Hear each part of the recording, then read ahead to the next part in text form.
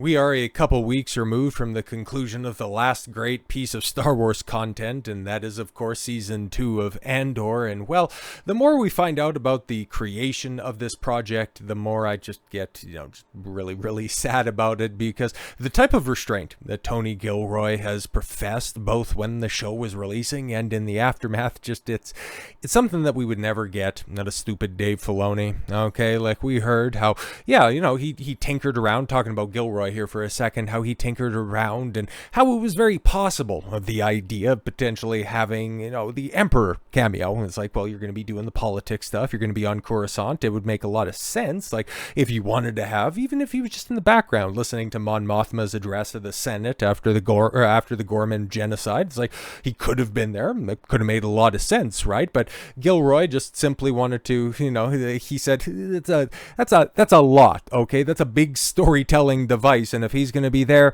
I don't really think we need it. And then at the same time, it's like that's a lot to put on me. So you know what? I'm good. Or when asked about, hey, is Vader going to be there? Because, he's very active. And of course, we know that Andor leads into Rogue One. And, Vader is very much intrinsic and a part of the Rogue One story. It's like, that don't really need him here as well, because the moment that you see Vader is the moment that, the entire story becomes about Vader, and what you can do with him is pretty much, well, it's very much locked in and kind of diametrically opposed to what we're doing with the show. He paid reverence to the source material in the way that Dave Filoni would be like, yeah, we could just put him in like the world between worlds. We could have Ahsoka just take out her lightsabers and go woo, woo, woo, woo, woo, because Ahsoka's great, and Anakin can go, oh, snaps, and then they'll just both cross their arms and look at each other and go, I'm so glad you Vadered, and then he takes out his lightsaber, and it's red, and then a wolf walks across the screen, and then Dave Filoni starts masturbating into his cowboy hat. God damn it, man. The future of Star Wars is fucking bleak.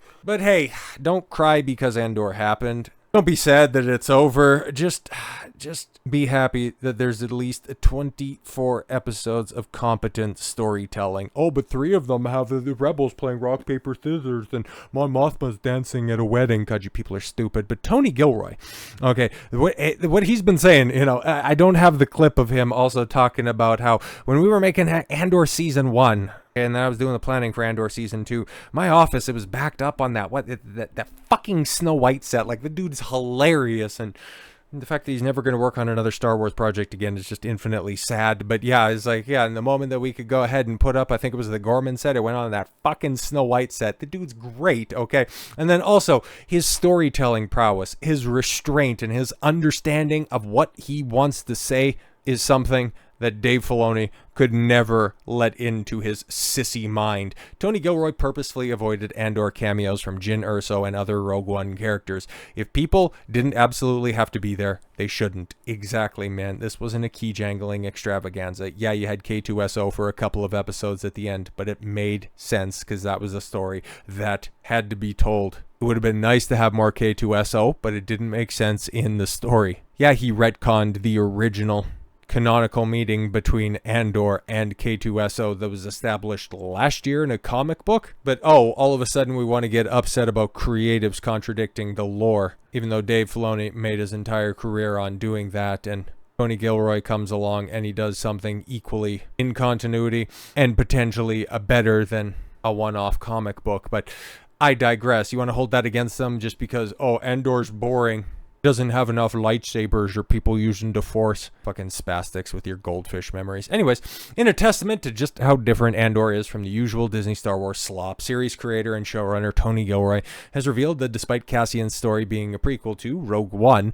he never considered the possibility of forcing Jyn Erso cameo into the narrative. Yeah, because as far as I know, I haven't watched Rogue One yet. I want to get around to watching Andor because I have a lot of reverence for the people that adore this story. So yeah, I'll get around to it. I will. I'm just incredibly busy for the next little while. So like I said, I'll get around to it. But yeah, Jyn Erso's father, okay, she doesn't get brought into the rebellion until the second half of Rogue One, as far as I know.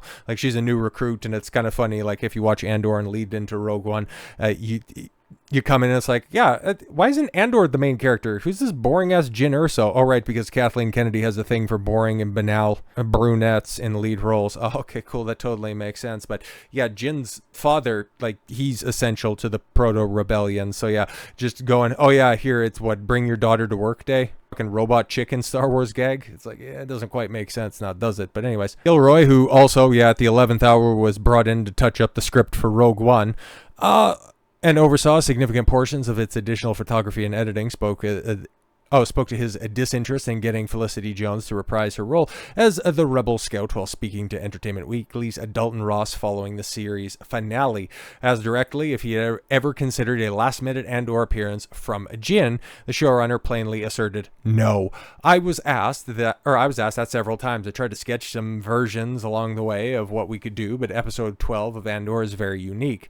It's its own energy, and we are not trying to hype anything in 12. We always knew that it was going to be not a low energy but a different kind of episode. I couldn't think of a way to get anything else from Rogue One, really. Well, yeah, no, because it all just, like, it has to lead into Rogue One, okay? Episode 12, right there, the way that it was structured, yeah, he wrote the story of that show to lead directly into Rogue One. He didn't have to do it that way, but that was the story that he wanted to tell. And as such, the final episode of the series wraps up everybody's story, all of the characters in it, and puts them in their places where they would be in the story moving forward. Turning to how the series finale does make reference to Cassian's upcoming meeting with the informant Tivik, which ultimately plays out in the opening moments of Rogue One. Gilroy told his host, "I always thought, oh my god, I'm going to have to deal with Tivik the spy. Then I asked, should I deal with Jyn Erso, as portrayed by Mads Mikkelsen?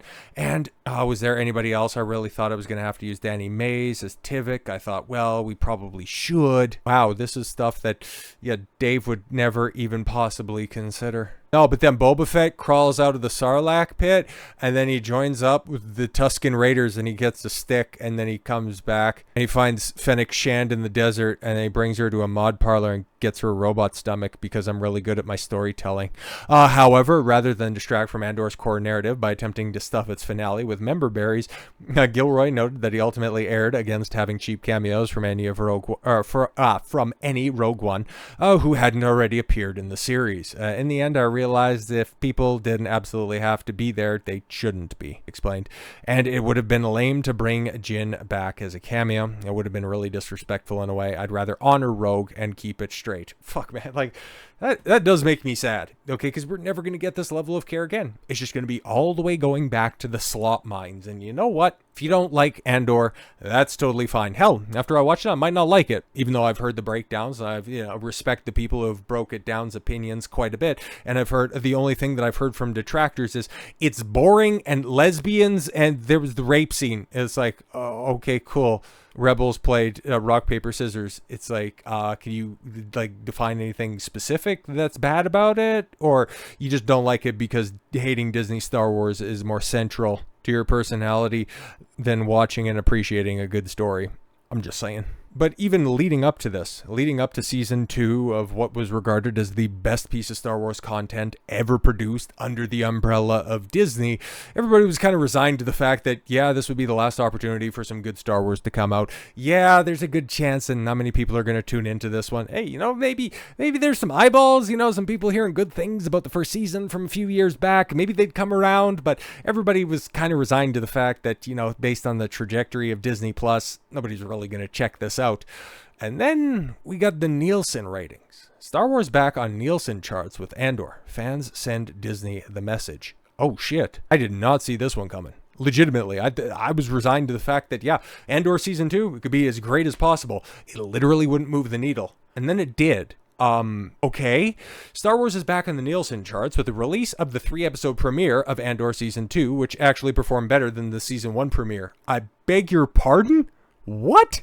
Okay, following the release of The Acolyte, Star Wars disappeared from the Nielsen charts, as none of the episodes of Skeleton Crew made the charts. And then you take a look over on Marvel, where Disney is also releasing content, and what was it? Agatha missed the charts, Daredevil missed the charts, but you're telling me Andor Season 2 hit the charts. Okay. However, we see Andor Season 2 has made the charts, and it's actually pretty high up there. What? Having made both the Nielsen original and the over... Wow, okay, it's safe to say that word of mouth from Andor Season 1 being so good is to thank, and while Season 1 started off slow, the finish to the season, it turned out really good. Exactly. Holy fuck, it came in 4th place? Wow. Wow, that's crazy. That is really, really good. That is far and away the best performance of a Disney Plus series I've seen ever. Like, I personally, like, even looking at these charts at a consistent basis, looking at the different shows, that is fucking wild, okay? The first 3 episodes of Season 2, Andor debuts at number 4 on Nielsen's original charts and 10th overall, racking up 721 million minutes. It manages to beat out Season 1's 3-episode premiere of 624. That's not an insignificant bump, okay? And the 721 million minutes also averages to 240.3. So even if Disney released 2 episodes, it would have made the original charts with 480. Wow. Safe to assume that the rest of Andor Season 2 will make the charts, as Disney is releasing the rest of the season in 3-episode arcs each week. Yeah, no, definitely. We're likely to get those numbers somewhat in the near future. That said, the reviewer didn't like the first 3 episodes. Yeah, there's probably the most problems in the first 3 episodes, but then from there, like, everything takes off spectacularly. But I wonder if that was enough for normies and for people willing to give Andor a shot to tune out, especially knowing that you would be getting another 3 episodes next week. Interesting for what it's worth. Yeah, I've heard the rest of the season gets good. Yeah, he hasn't finished this, but yes, Andor's return to the Nielsen charts should be a clear signal to Disney. Put out quality content fans actually like, and they'll show up, even if often in bigger numbers. Yes, thanks to word of mouth. Exactly. And while we don't have any concrete numbers as to when Ahsoka Season 2 is coming out, but chances are, like, it's probably going to set up or at least lead into Mandalorian and Grogu, because those are the next 2 things that we have to look forward to in Star Wars. And yeah, they're both very much Filoni Favreau products. And it's going to be, it's just going to be back to the same old slop mines from before. But it'll be interesting to see how well Ahsoka Season 2 performs, because we got the baseline. Over 700 million minutes. That's crazy to think about. I did not expect that at all. 4th place? 4th place? I wonder what lessons will be learned at Lucasfilm. I kind of don't think any, because there was also that report that Dave Filoni is gatekeeping anybody who is, competent or against his vision for what Star Wars is, and we're about to get a stark reminder as to what his vision for Star Wars is, making Ahsoka Tano the main character of the once greatest cinematic franchise in history. So with all that said, thank you all very much for the gift of your time. I've been Don Coswell, and I want you to follow your gut and get after it. Take care, everyone.